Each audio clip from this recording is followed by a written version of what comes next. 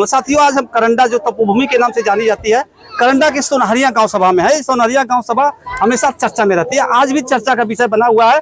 लोग नंदगंज से सोनहरिया गांव की लगभग 8 किलोमीटर की दूरी है और जिस तरह से काफिला चल रहा था, काफिला को देखकर लोगों के अंदर तरह तरह की भावनाएं उत्पन्न हो रही थी। आखिर किस तरह का ये मजमा जा रहा है।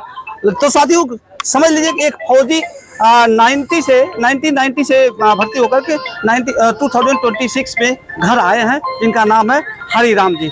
हरिराम जी के स्वागत में हजारों लोग काफिला में बाजा बजाते हुए, नारा लगाते हुए, नाचते हुए, कूदते हुए सारे लोग आए थे और इनका काफिला अभी इनके घर सोनहरिया पहुंचा। सर, सबसे पहले आपका चैनल में स्वागत है।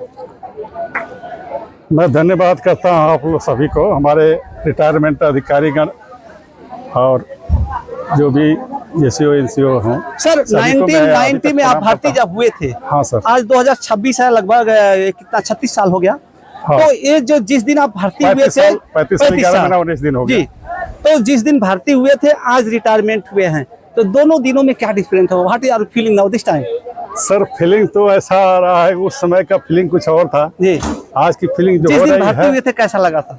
उस दिन भर्ती हो रहा था तो मैं सोचा कि चलो हम कुछ लायक हो गया, इंसान बन गया मैं। जी जी और इतना महफिल उस दिन नहीं देखने को मिला था। जी जी वो ग्राउंड में ही जो मिलता है, वो लोग खुशी जो जाहिर किया था जी। वो हम नहीं देख पाए। हम तो रात में वहाँ से आए थे, जी जी लेकिन हम नहीं जाहिर कर पाए, न देख पाए। जी। लेकिन जिस दिन आज आया हूँ, अच्छा, जो हमारे अधिकारीगण जो भी रिटायरमेंट है, हमने नंदगंज हाईवे रोड पर देखा जी, तो हमारे खुशी से आंसू छलक पड़े। आंसू आ गए। जी जी कि आज हम इस लायक है जी जी जी कि लोग हमारे स्वागत के लिए आए। कि मालाएं तो हर जगह इस्तेमाल किया जाता है, जी जी जी, है ना। हमारी सौभाग्य की बात है ना। जी जी ये तो पैसे कमाना आज तो सभी का है, लेकिन ये सब सौभाग्य नहीं मिलेगा कभी भी। जी जी। जो सैनिक सौभाग्य को मिला ये हमारे माला सर जब शहीद होता है तब, वैसे तो सैनिक मरता नहीं है, शहीद ही होता है, शहीद होने पर मिलता है। लेकिन आपको जिंदे ही जो तमन्ना थी वो तमन्ना पूरी हो गई है। पूरी हो गई सर, पूरी हो गई। तो ये बताइए कि आज आप अपने घर आए हैं, घर वापसी सकुशल आए हैं, सकुशल। तो आपका रिबॉर्निंग है, एक तरह से पुनर्जन्म है सर। एक सैनिक सोचता है कि सकुशल मैं अपने परिवार में चला जाऊं, तो परिवार वाले भी खुश होते हैं और आपको लगता है कि मैं पुनः अपनी नई जिंदगी शुरू करूंगा। क्या शौर्य संगठन में आप जुड़ेंगे?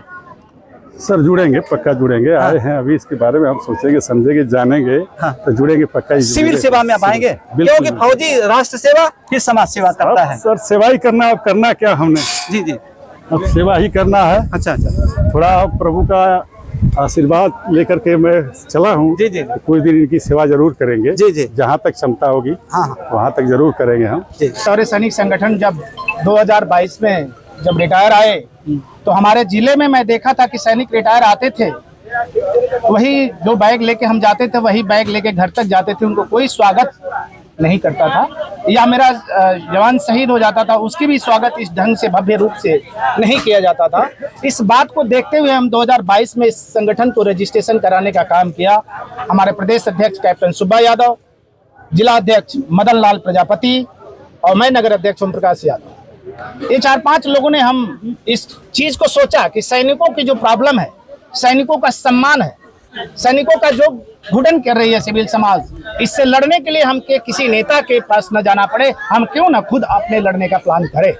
और यह कार्य हमने 2022 में किया और रजिस्ट्रेशन कराया। और बहुत बहुत मैं पुनीता मैम का, प्रदेश सचिव समाजवादी पार्टी का बहुत बहुत धन्यवाद करना चाहता हूँ कि एक महिला होने के नाते एक पहला हमारे बीच में ऐसा नेता है कि जो बार बार हर मोड़ पर हमारे साथ कंधे से कंधे शौर्य सैनिक संगठन के साथ मिलकर चलने का काम करते हैं। इसके लिए मैं बहुत बहुत सैनिक संगठन की तरफ से धन्यवाद करना चाहता हूँ। हमारे संगठन में एक हमारे सूबेदार हरिराम साहब, जो 60 साल की उम्र में 36 साल सर्विस करके अपना सही सलामत सकुशल घर वापसी हुआ है। और साहब अपने मुखार बिंदु से भी आपको बताए कि मैं सकुशल स्वस्थ मतलब फिट फोर घर पर पहुंचा हूं, तो इससे खुशी की बात और क्या हो सकती है। एक सैनिक यही सोचता है। हाँ, एक सैनिक यही सोचता है। और इससे आगे वाला जो सोच आपको पता ही है। हाँ, उसका भी हम लोग भव्य स्वागत करते हैं। जब भी कोई शहादत होता है उसका भी स्वागत करते हैं। जो हमारा सैनिक कोई भी कितने साल सर्विस करके वापस आता है, उसका भी हम ऐसे ही भव्य स्वागत करते हैं। धन्यवाद और हम जी, जैसे कि सर ने कहा है कि सच में मैं तो कभी सौर संगठन से कभी जुड़ी नहीं थी, कभी एक दो कार्यक्रम में आती थी, आप तो लेकिन संगठन से जुड़ी नहीं है, नहीं जुड़े तो इससे क्या मतलब, लोग हम तो जुड़े हैं ना। आप तो पब्लिक सेक्टर से हैं। पब्लिक की देखिए अलग बात होती है, लेकिन जहाँ अपने सैनिकों की जब बात आती है ना, तो वो जज्बा, वो एक जो मन में एक जो जिज्ञासा होती है, तो जब मैं सैनिकों को देखती है तो शहीद होने का मन करता है। होने का मन करता है। सही बात है। और ये जो मैं तो चलिए टोपी ये पहनी हूँ, मैं तो सर से कही कि आप जिस दिन टोपी लेके आएंगे तो शायद मैं आप लोग की टीम में हो जाऊँ तो और अच्छी बात है, लेकिन हूँ अभी भी इस टीम में जी। और मैं देखिए मैं कहती हूँ कि हमारे जवानों को, जो हमारे सैनिक होते हैं, उनको सम्मान मिलना चाहिए।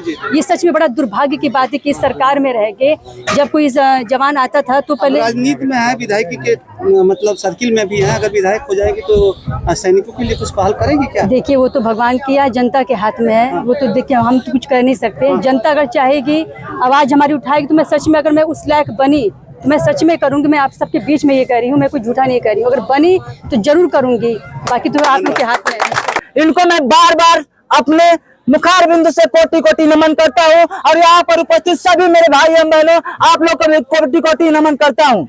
जैसे कि आप लोग सभी लोग जानते हैं कि हम लोग एक देश के सैनिक के लिए यहाँ पर उपस्थित हुए हैं, क्योंकि देश का सैनिक एक ऐसा व्यक्ति होता है जिसके वजह से हमारे देश के जितने भी युवा हैं, साथी हैं, लड़के हैं, लड़कियां हैं, नेता हैं, सभी लोग चैन से सो पाते हैं, इसलिए क्योंकि हमारे देश के सैनिक सीमा पर खड़े होकर देश की रक्षा करते हैं। अगर ये नहीं रहते तो कोई भी हमारे देश का नागरिक सुरक्षित नहीं रहता है।